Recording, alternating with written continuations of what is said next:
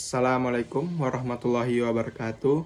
Perkenalkan, nama saya Rizky Ramadan dengan NIM 2004 Baik, di sini saya akan menjelaskan tentang pengertian positifisme.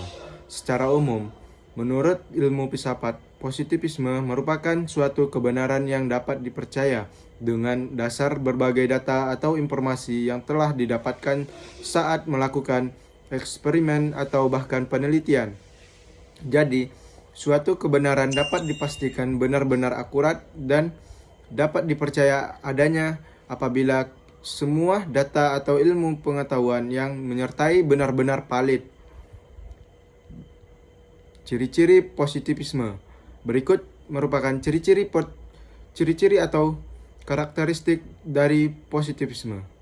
Yang pertama itu menolak keras gagasan atau pemikiran yang berkenaan dengan ilmu pengetahuan yang sebelumnya tidak dilakukan eksperimen atau penelitian sama sekali.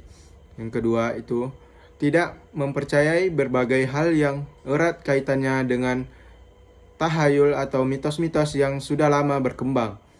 Yang ketiga, menggunakan berbagai metode ilmiah yang diperuntukkan untuk mengumpulkan data, membuktikan suatu data yang diperlukan.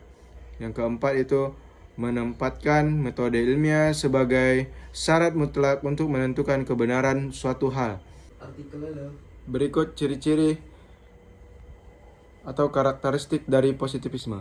Yang pertama, menolak keras gagasan atau pemikiran yang berkenaan dengan ilmu pengetahuan yang sebelumnya tidak dilakukan eksperimen atau penelitian sama sekali. Yang kedua, tidak mempercayai berbagai hal yang erat kaitannya dengan tahayul atau mitos-mitos yang sudah lama berkembang.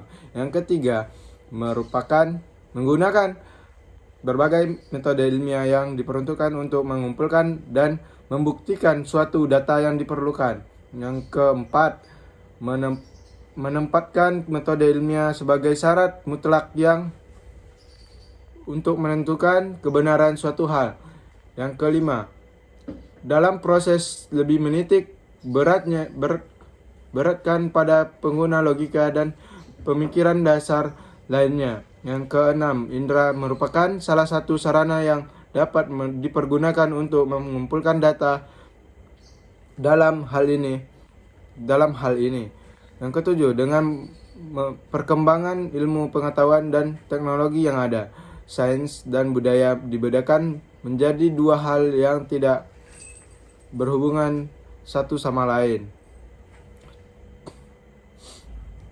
Jenis positivisme. Yang pertama, positivisme logis. Yang kedua, positivisme hukum. Yang ketiga, positivisme sosial. Contoh positivisme.